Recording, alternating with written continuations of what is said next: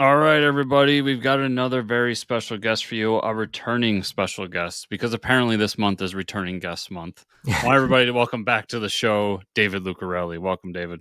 Hey guys, thanks for having me. Hey, yeah, thanks for coming back. And I don't know if it's just this month or maybe we just hit the point where we've had so many episodes that I don't know if the comic space is just that small where we're hitting we're maxing out. We're like everybody's got more projects coming out and stuff and sequels and stuff kind of like here. So yeah, we're glad to have you back, David. And I know Chris and I are huge fans of Tinseltown, especially the first half. I don't know if you want to start there, Sure. talk about that a little bit just to give our listeners, because I think we have a bigger following now of what was Tinseltown and what you wanted to do with it. Yeah, so Tinseltown is a period crime drama. It's set in 1915, or the first book is. It's kind of like LA Confidential meets Boardwalk Empire. It tells the story of one of the first female police officers in Hollywood. And in real life, my mother was a police officer. So the book is also kind of my tribute to her. And was inspired in part because at the time, a number of movie studios had female police officers. When I made the first book, I knew about Universal Studios. They actually were kind of a proto-feminist organization in a sense because they had a female mayor, female police chief, and female police officers. But in doing research for the sequel, Losing the Light, I found out that actually D.W. Griffith's studio also had female police officers. And they tended to act in some ways as a cross between lot security guards and people there to assist and amuse the tourists. Also, these studios were such huge production factories. They had thousands of extras coming and going on the lot every day. And so you needed some people to act as kind of school marms to make sure they weren't getting up to hanky panky in between all the shots with hundreds of extras. Right. Yeah. Because they probably had a lot of free time in between shots. Exactly. Yeah. You got to be in this crowd for one shot. Okay. Now we'll need you in a couple hours. See you later. Yeah. Yeah. So that original yeah. run was published by Alterna Comics. Yes.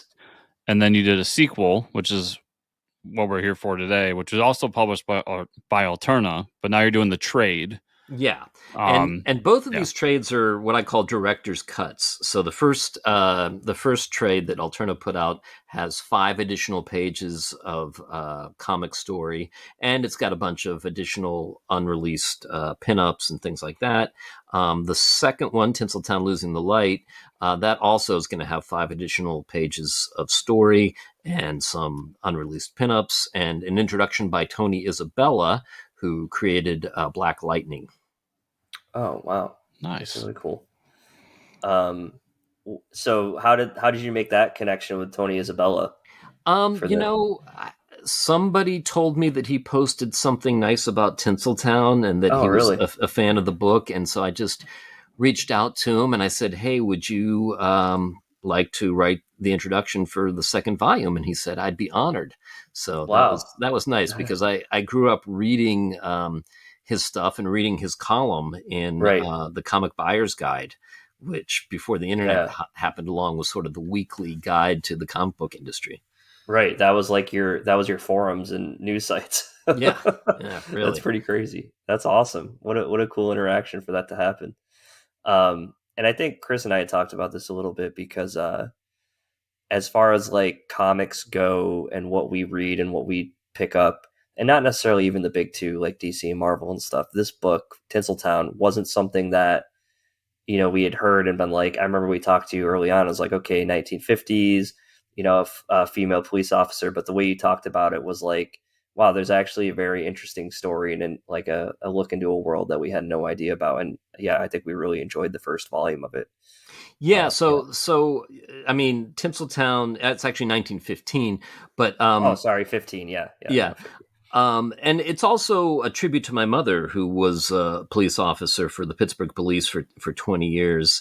In the first one, it's kind of the origin story of Abigail Moore. She's the daughter of a fallen officer, and she tries to join the LAPD.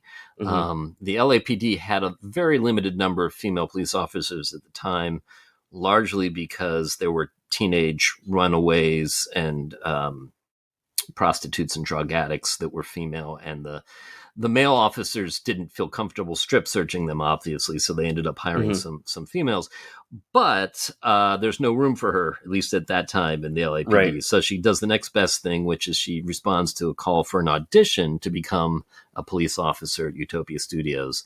And in the second book, Losing the Light, she's returning back to work from some injuries that she sustained in the first graphic novel, and there's been a series of accidents, mysterious accidents that have been occurring on the lot that she's trying to get to the bottom of.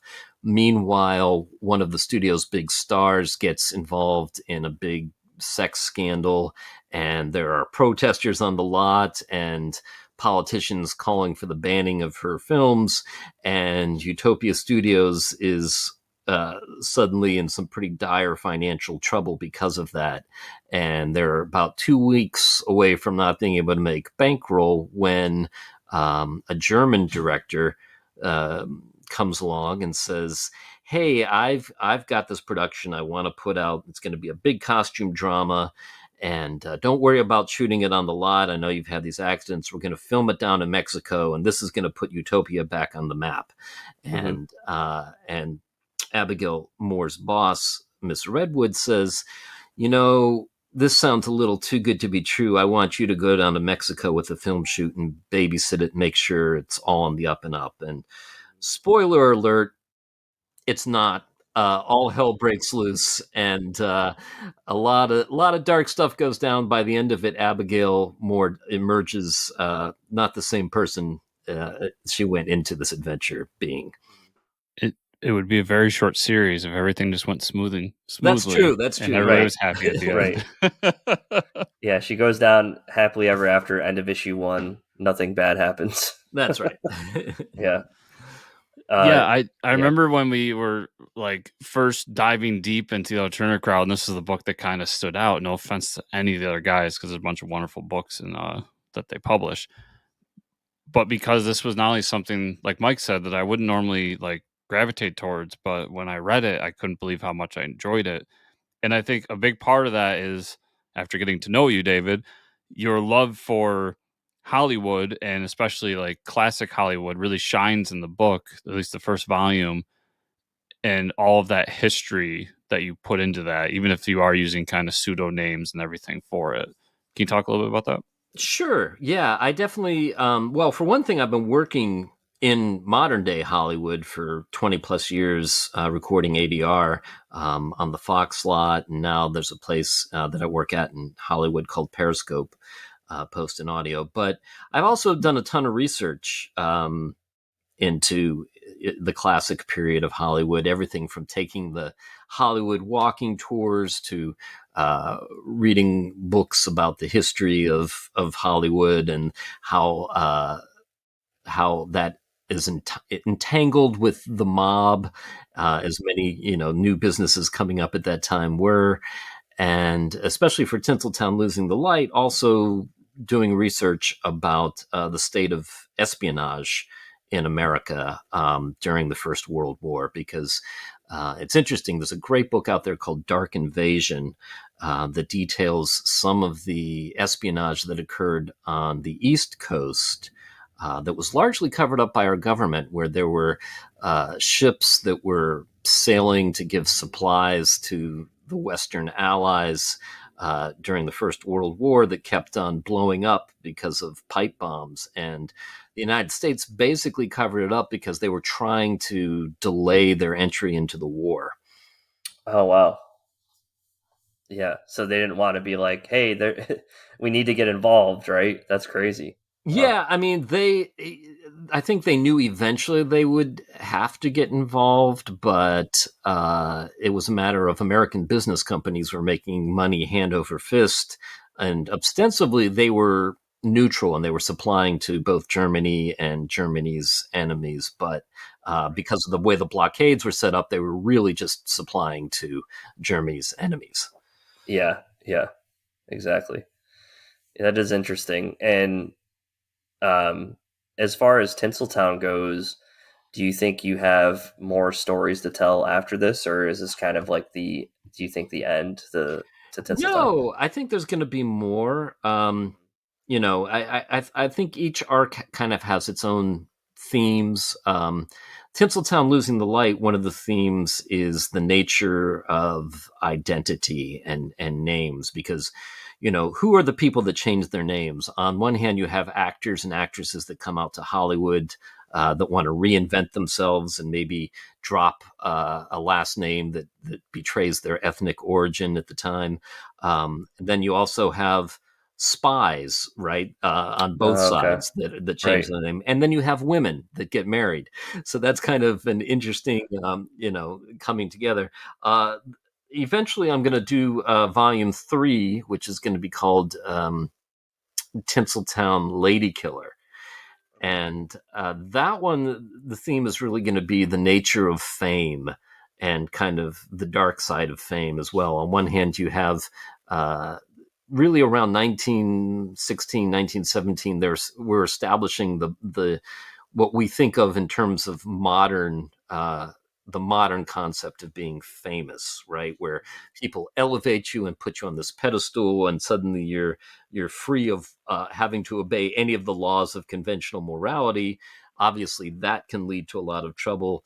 And then you have the dark side of fame, where you have crazy stalker fans and people that can turn on you on a dime. And then in America, the other way that you've always been able to get famous is either to be an outlaw or a killer. And all three of those types of figures in fame all tend to come together in Hollywood in the early 20th century. Yeah, that's it's amazing to see that. It's like I never would have thought of it like that as a culmination right there happening at once. Um, and I'm excited to hear that there's going to be a third installment too. I was looking at some of your reward tiers here because this is you putting out the trade because we've seen the individual issues, but you have some cool stuff like uh, the you can get arrested by Abby and like a digital art rendition. That's pretty cool. I don't know if you want to talk about that. But Yeah, so that's the top of our tier there. You can get a custom digital drawing by Henry Ponciano of Abigail Moore arresting you. So that's kind of fun. And then we've also got things like three soft enamel pins. One is of her badge number, which is all her badge that is 226, also my mother's badge number, and That's cool. one of the Tinseltown logo, one of Abby herself. We've also got where you can get the individual issues. Obviously, volume 1 and volume 2 are available, and a set of prints by various artists, various sizes.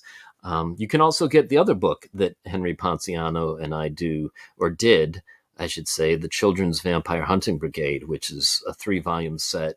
And that book is more of kind of a coming of age gothic adventure, sort of a punk rock Buffy set in Scotland.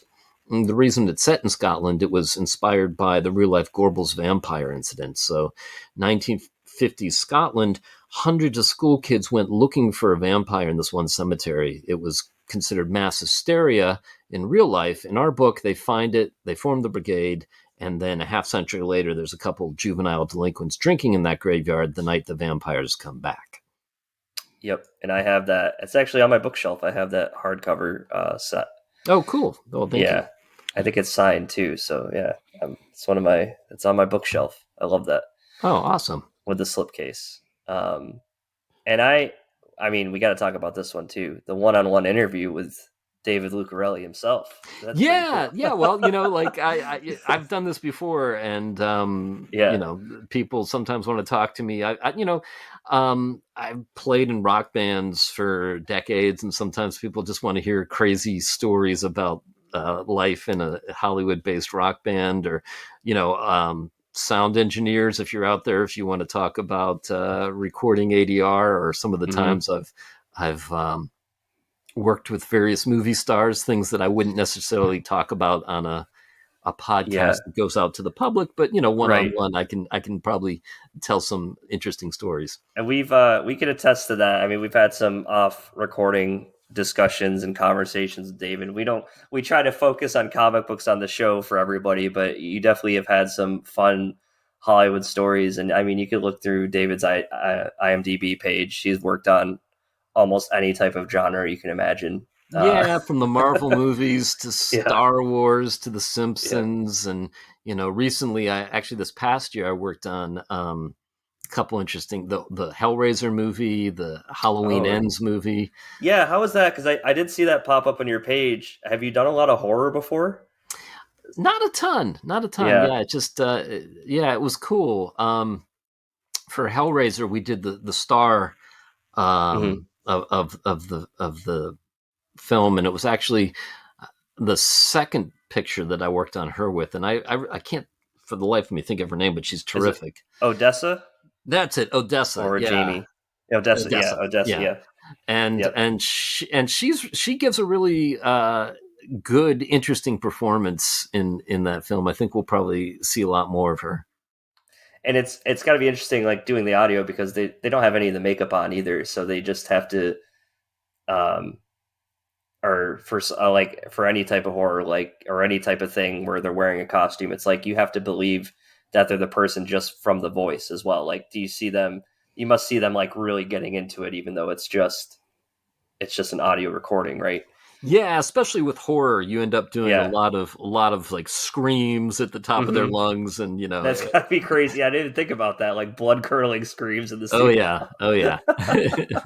uh, and you said you did the Halloween Ends. Um, did you do? Who did you work with for Halloween Ends? Can you talk about that? Oh, it was just a bunch of actors yeah, I think half dozen actors within the space of a day. I didn't get to work with Jamie Lee Curtis. That's the only No, but it thing. was pretty much everybody else, right? Because there's so Yeah, many. Yeah, that's pretty yeah, cool. And I'm just gonna ask one more question because you can get this insight if you do the interview. So I, right. I highly suggest we could talk to David all day about this for like horror because I'm just a huge horror fan. Are you doing? Sure. Are you mixing in the audio too, like knives and like all the gore effects and stuff like that? How does that work? they're listening to a soundtrack as they're recording that usually is the dialogue, and sometimes we'll give them the effects and the music. Sometimes it helps the atmosphere, Okay, cool. to get their performance. Yeah. Yeah, that's pretty awesome. And I guess I'll cut Mike off because he'll talk horror for Yeah, hours here. I'm just Uh, I'm cutting myself off. Yeah. just to go back to the Kickstarter. Sure. So everybody, Tinseltown Losing Light is on Kickstarter. You can check it out there. I would love to know first from me. A lot of your contemporaries at Alterna have been using Indiegogo. So Yeah. my question is, why go Kickstarter over Indiegogo when your contemporaries seem to be going the opposite way? Yeah, that's an interesting question. I guess, like everything in life these days, there's been a little bit of a polarization. And some people that are Indiegogo fans are exclusively Indiegogo and will never touch Kickstarter for whatever reason. But I started out using Kickstarter on the very first Children's Vampire Hunting Brigade like 10 years ago. So a lot of the people that have backed my projects, I mean, all the people that have backed my projects at this point, unless they were backing an Alterna Indiegogo that Tinseltown was part of, they've all come from Kickstarter. So I may do an Indiegogo just after this Kickstarter is over, just for a small amount of money, just if there's any Alterna fans out there that don't want to cross that religious divide and go Kickstarter. I do know a lot of creators who are Kickstarter first creators that do that. Like they'll put up an Indiegogo for like way less than what their initial goal was from Kickstarter, just Yeah. because they know that there's people that will only use Indiegogo. And I'm sure we're going to see that with Zoop here soon as Zoop Oh, grows right, and it's right. streamed too. Yeah, I heard about that one too. Yeah. Is Yeah. that fundmycomic.com? Is that them, or is that something else even? I think that's something even newer. I Oh, haven't looked is too far into okay. that one. Yeah. Okay. Zoop is basically Kickstarter, but they do all the fulfillment for you, and it's comics only, which Oh, is okay. interesting. So, Right. Which I'm sure Fund My Comic is too, but I don't know anything yeah, about either of those. So yeah. yeah, and then so you have fan base kind of Kickstarter seems to be the reason there. And I guess the other thing is the first volume, the trade, and then the second volume, the single issues are all published by Alterna. Yeah. This second trade is not published by Alterna. Can you talk at all about why that is? Sure. Yeah, that's only down to the fact that at the time the first volume came out, Alterna was publishing graphic novels. And now they've sort of switched up their business model a little bit. They're only publishing single issues. And what they do is they basically have a seasonal campaign, all the issues that are coming out through Alterna during that season, and they run an Indiegogo for that. And but Tinseltown is still very much with Alterna. In fact, the head of Alterna, Peter Samedi, is designing the second Tinseltown graphic novel, but it is going to come out on my own imprint, which is Abacab Studios, and that's just because they're not putting out graphic novels themselves. Mm-hmm. Okay, that's interesting that they wouldn't put out graphic novels. You'd think you'd want to lean more into that, not less. But yeah, I you'd have to talk to Peter about that, what his reasoning is. Because we see different approaches now with, like, who is it, Scout, or is it Scout that's doing, or Vault that's doing one issue and then the trade or something like that? Scout, their kids imprint will publish the first issue, wait like 2 months, and then release the graphic novel. And then they do the trade because that's where they see the sales happening.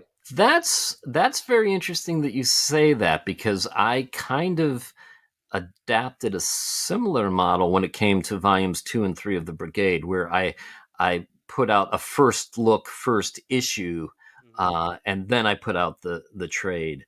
So yeah, I can see why that potentially makes sense for them to do it that way. Mm-hmm. Yeah, it's interesting. It's an interesting model. Yeah. I mean, you've gotten quite a bit of funding so far. You have 17 days to go. We're at 5,800 out of 8,000, 148 backers. I'm very hopeful for this. I mean, we've seen a lot of Kickstarters get funded. I think this one will, but still, everybody has to go check this out. Chris and I are huge fans for sure. So, yeah, thank you.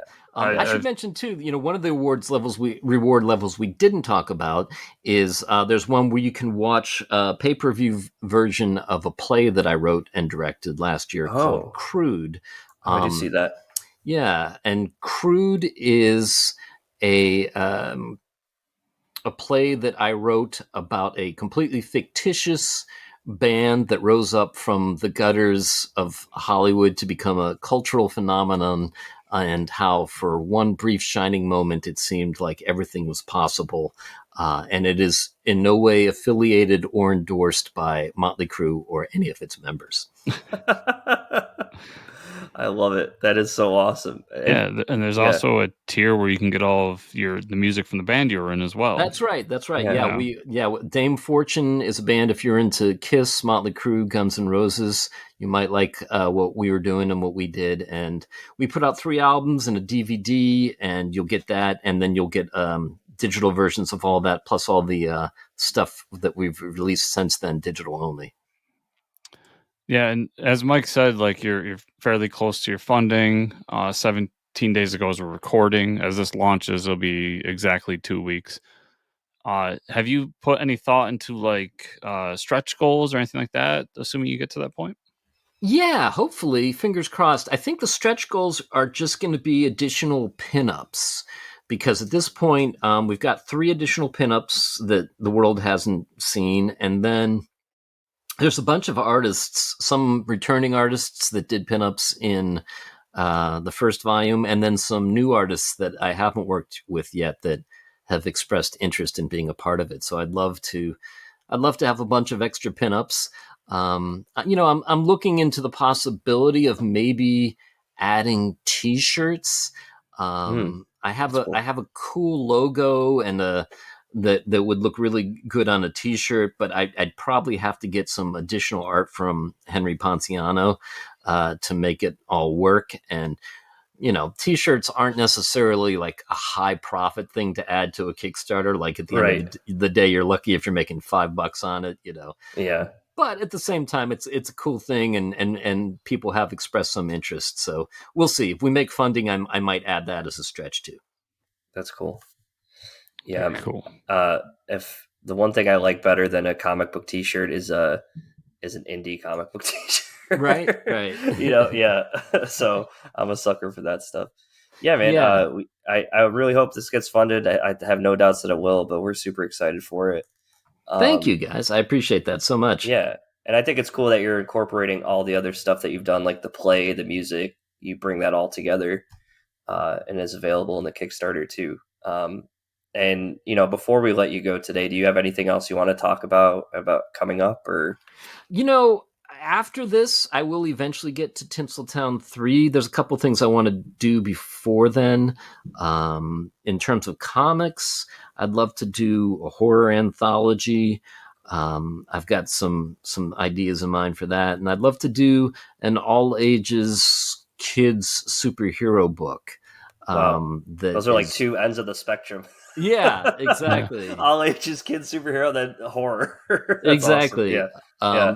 And then just in terms of other projects, I had such a good time working on this play, Crude, with the actors, and they seemed to enjoy working with me. And they were like, Dave, you should put us in a movie and direct the movie. Oh. And I said, okay. Maybe I should do that. So Yeah. I'm friends with a horror director. And I talked to him. I said, listen, if I were to make a horror short film, would you be interested in co-directing that with me? And he said I would. So eventually, cool. That's something else down the pipeline that I'd like to explore as well. Wow. Renaissance man. Yeah, really. That's really cool. Well, sure. the way I like to think of the stuff is I say to myself, like, if I died tomorrow, what would I regret not having done? And that's kind of how I choose my direction, That's cool, man. All these different mediums. That the Crude project, was that like your first time doing something like that? So that was the second play that I wrote and produced. I also did a play at the Hollywood Fringe Fest called Dr. Zomba's Ghost Show of Terror. That was a revival of a type of show that they used to do in the 50s that was kind of a precursor to haunted houses and interactive theater and horror TV show hosts. That's awesome. Yeah, so that was a lot of fun. And then Crude, we had 2 sold out runs in Hollywood, and I worked with like a really, really amazing cast of people. So I'm excited to share the pay-per-view version of that, if you will, as well. That's cool. Yes, that's definitely something I'm interested in. Awesome, David. Yeah, you're always welcome back on the show to talk about any of these projects. Love having you here. Thanks for spending the time with us today. Absolutely, guys. You have a great rest of your Mother's Day. Oh, yeah. Before we let you go, before I let you go, yeah, you got to pimp out your social medias, everything. Oh, okay. Where can people find you? Yeah. So my social media hub is abacabstudios.com, and then it's easy to find me on. I'm at David Lucarelli on Twitter, and David B. Lucarelli on Facebook, and I have an Instagram, but I don't really use that too much. So nice. Sounds like me. Yeah. So everybody, as always, those links will be in the show notes down below. The links to the Kickstarter. I'll even get the links to the Alterna website where you can get the individual issues if you choose to go down that route. Although you can get the individual issues as part of the campaign too, I should point out. True. And they'll be signed. You can do that. And signed issues, even better. I'll give you a link so you can support David's work however you feel supporting it. But check out the Kickstarter because Tinseltown, a book I absolutely love, so definitely want to see this one get funded so I can get the second volume. David, thank you so much for taking the time today to come back and chat with us. We really love talking to you, and look forward to the next time. Absolutely. My pleasure, guys. Great to see you again. Good to see you.